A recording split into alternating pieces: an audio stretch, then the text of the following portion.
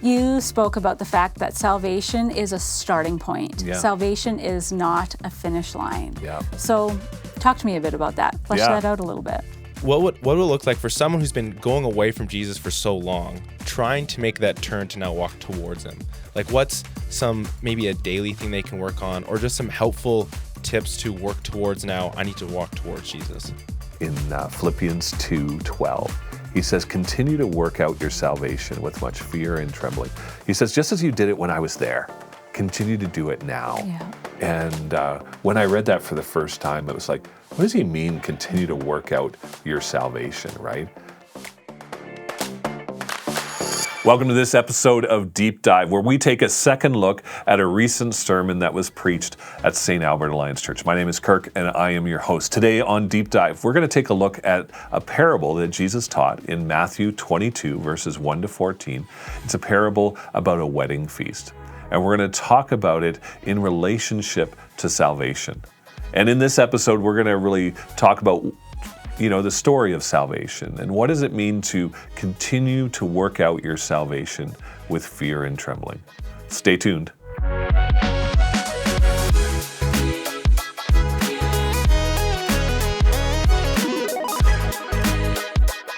Welcome to this segment of Deep Dive. Today I'm here with Pastor Lisa, and we're going to talk about salvation. And we're going to start off with a question that I'm really interested to hear. And that is, Lisa, what's your story of salvation? How did you come to know Jesus? My parents actually came to know the Lord after I was born. Okay. So in my preschool years, there was a lot of my parents coming to new faith. Yeah. And so then us kind of on the journey with them. And so it was actually my brother who led me to the Lord. Oh, neat. Yeah, he's a couple years older than I am. I have a twin sister. And my dad tells the story that one day, Joy and I were asking Sean, our older brother, so he might have been like 6, asking our older brother questions about salvation and sin and forgiveness. And Sean would run out of the room, ask Dad, then run back into the room, answer Joy's my question, run out of the room, ask Dad, and he actually is the one who prayed with us to receive Christ. And that's cool. Yeah. Wow. Yeah. That's a story. That's a keeper. Yeah, it's a fun memory. Oh, that's What about for amazing. you, Kirk? How did you come to salvation? So my parents have been a Christian all of my life. And so I joke that when I was born, 3 days later, I was in church. I was born on a Friday and was church on Sunday and been here ever since. Yeah. And there's some truth in that. There was a time where I walked away and just didn't want anything to do with church. But I was 9 years old, and this is where you and I have a connection that a lot of the world doesn't know, because I was 9 years old and I was skipping out on church. Okay. Is that our connection? No, that's not our church? connection yet. No, it's coming still. But I was skipping out on church, and everybody was upstairs. We were in the church, Center Mount Alliance Church in Hamilton, Ontario. It doesn't exist anymore. Actually, the building's now a Buddhist temple. But this building that my grandfather helped build, everybody's upstairs worshiping God. I'm skipping out because back in those days, you would have children's church. Yes. And you would get dismissed partway through the service. So I just figured, let's just go straight to children's church, right? So I'm hanging out in the basement. My children's church teacher finds me and has me sit down in the kitchen of the church. So this is why maybe I like church kitchens so much. Yeah. I'm sitting there. His name was Jack. And now Jack is Jeremy, your husband's uncle. Yeah. And Jack led me to Christ. And he had this great British accent that I just loved and have always cherished. But so he caught me skipping out of church and started to talk to me about sin and Jesus and the need to forgiveness, because that's what I needed in that moment. Yeah. And for me, accepting Jesus as my Savior and leader of my life really was about me journeying from living in fear to having peace with God and peace with others. And so, that's my start. I was skipping out of church. I was a rebel at 9 years old, and Jack found me and helped me encounter Jesus. I love that story. Yeah, so, I love that story. Yeah. So on Sunday morning, you spoke about the fact that salvation is a starting point. Yeah. Salvation is not a finish line. Yeah. So talk to me a bit about that. Flesh that out a little bit. So that came out of the parable where, that we have this one guest who won't put on in our reenactment of the parable, wouldn't put on the white T-shirt. and they got kicked out in the parable. They wouldn't put on the wedding clothes that the host had provided for them. And I talked about how that is like Christ giving us his righteousness. And we're told in Ephesians and in Colossians to clothe ourselves with righteousness. And so that where that comes from, what I was talking about. But another supporting text for that is Paul actually says in Philippians 2:12. He says, continue to work out your salvation with much fear and trembling. He says, just as you did it when I was there, continue to do it now. Yeah. And when I read that for the first time, it was like, what does he mean, continue to work out your salvation, right? It means that there's still something for me to do, even after that prayer at 9 years old, or prayer at, what did you say? I was in preschool. I could have been like maybe 5. Wow. Yeah, young. You're a keener. Yeah, I know. Yeah. So at 9 or at 5, that actually, there's still something for us to do to work out our salvation. And so that's where that comes from, because I think, for a lot of my life, that 9-year-old Kirk, that was the start and the finish line. Yeah. And then I came to this place and some work by Gordon Smith, who's the president of Ambrose. Yeah. He wrote a book around conversion and following Jesus, and as well as this passage, reading from Philippians and reading Smith's work on this, came to this understanding that actually there's this daily choice that I need to make to continue to work out my salvation moving forward. Yeah. What do you think of that? I think that's really good. You think that's good? I like it. I agree. You agree? Yeah. I do. So what does this look like for you? So, you and I have a similar story, coming to know Jesus as kids. Yeah. What does it look like for Lisa to work out her salvation, to clothe herself in the righteousness of Christ? Maybe as a teenager, or maybe today, wherever you want to share. What's that look like? I think I'll share, this is a today journey, but probably been the journey that I've been on for the last 9 to 10 years. Really growing to trust Jesus, to trust him, to learn what his voice sounds like to me, to know his heart, to get to know his personality. What is he really like as a person? Yeah. It's been a significant journey for me. I believe that walking with God is about listening to him, trusting him, and obeying him. And not obeying from a place of duty, but from a place of love, like genuine love for him. And so what that looks like probably most acutely in my life on a regular basis is, as I have worked on and processed some of the trauma that I've experienced in my life, for anyone who's experienced trauma, like I'll speak for myself, but whether physically, mentally, emotionally, we tend to place boundaries around healthy boundaries. So there's healthy boundaries we need to have. All of us need to have those to walk in wisdom. But at times we put boundaries around boundaries because we want to feel safe. We want to feel like we have control because maybe in another environment we didn't have control and we got hurt. Yeah. So for the last 10 years, primarily what it's looked like to listen to, trust, and obey Jesus has been to begin to take down some of those boundaries around boundaries. Do things that I would be uncomfortable doing, but I sensed he was asking me to do them. Go places where I wasn't sure I wanted to go because I knew that he was there and he was asking me to do it. And sometimes it's simple, everyday obedience. Like, yes, Lisa, I'd like you to be a part of this team or this board or this whatever. And yes, it requires that you're going to go to these places in the city or you're going to be with people you don't know or whatever it might be. Or it could be larger things, right? So it could be an everyday thing or a larger thing. But if I'm listening to Jesus and I'm trusting him and seeking to walk in obedience, then I'm going to honor him when he's saying, you can let down that boundary around a boundary, because ultimately he can be trusted. Yes. And I don't have to live behind a false boundary to feel safe or to feel like I have control. I can actually give that over to him. And so I do that often, almost every day. Wow. So, yeah. That's very cool. Yeah. Thanks for sharing that. Yeah. Yeah. I think for me, working out salvation in my life looks a little different. We're similar stories and coming to know Christ. For me, at least at this juncture of my life, it has been about saying, how does a deeply loved child of God respond? A friend of mine taught me that quote. It's one that I quote to myself. And so I will often say that when I'm in a situation that is uncomfortable or that, if I'm in a meeting and I don't like the way someone's speaking to me. Yeah. is like, how does a deeply loved child of God respond in this moment?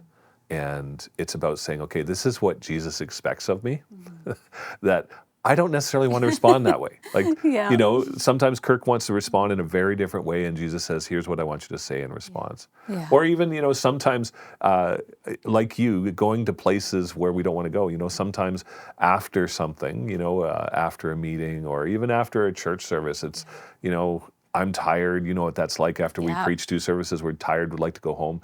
And then Jesus says, I want you to go talk to this person, right? And just saying, but this child wants to go home. Yeah. But Jesus says, as a deeply loved child of God, how would you respond? I want you to respond in obedience, or I want you to respond differently in this situation. I think some of the other struggles that I often have is, sometimes when I'm hurt by someone and Jesus says, I want you to forgive them. I'm like, no, they hurt me, right? Yeah. And Jesus wants me to forgive. And so there's a number of things where, this phrase that we use around Stack, putting Jesus first in everything, right? Yeah. And that means in our relationships, with our boundaries, with the things that we do and we don't want to do. Yeah. And that's what we're talking about when we talk about continuing to work out our salvation with fear and trembling, is remembering, that I always struggle with that phrase, fear and trembling, right? Yeah. Because when I think of fear, I think of being scared, right? Yeah. But fear is just this idea of a deep and honoring respect of who God is. Absolutely. Yeah. And so when we recognize who God is and who we are, we can put Jesus first in everything. Yeah. So Yeah. If I might jump in there real quick. that is the voice of our producer It is. and director, It is. Josh, who now has his own mic. I know. We're really going down a fun path here. I was rewatching the sermon again. Welcome to the show, Josh. Thank you. I appreciate it. I've been here the whole time, but you just have never seen me. Rewatching the sermon back, I loved the graphic you used. It almost reminded me of like a science textbook where like Jesus in the center is you're either going towards or going away. And so I guess my question for you guys is, both pastors, so you know a lot. You've talked to a lot of people. I think what would it look like for someone who's been going away from Jesus for so long, trying to make that turn to now walk towards him? Like, what's maybe a daily thing they can work on, or just some helpful tips to work towards now, I need to walk towards Jesus? Yeah. I'll answer first because I'm usually the one to talk first in our relationship, it. aren't we? I'm going to think for You're a going to minute. think for a second, and I'm going to talk, and then you'll fix it all. That's kind of Sounds our about right. There we go, right? So for me, when I was journeying away from Jesus, it was that moving back was like there was a lot of shame, and there was a lot of, I don't even know, like if I start to do this, if I just show up at church, if I just begin to do something, are people going to accept me, or what's this going to look like? And that fear can be debilitating, right? Yeah. And so I found that I found a friend who would actually walk with me, and that was part of it. And so the journey back to Jesus involved community, finding somebody that deeply loved me and would walk with me. For me, finding my journey back to Jesus meant finding a different community than the one that I had grown up in and had become disenfranchised from. And so I actually began going to another church that was significantly different and becoming friends with people that were significantly different. And eventually I went back to that church that I had become disenfranchised from with my family and at Britain and our kids. But for a period of time, I needed a place where I could, we're in this series, Deconstructing Faith, and I said in the first series, we need a place where we can feel safe and we can discuss the doubts and the questions we have.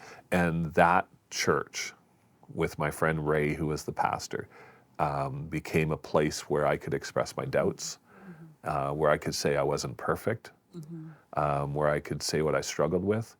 And so the community was so important to me, and that's probably why I stressed that so much early on in this series, is getting with somebody, is because this was helpful, because I don't think I would have done it on my own. Right. I needed to have somebody in there. I needed to come to this place where I realized I couldn't do life. I couldn't be the man that Britain deserved. The husband she deserved, the father that my kids deserved.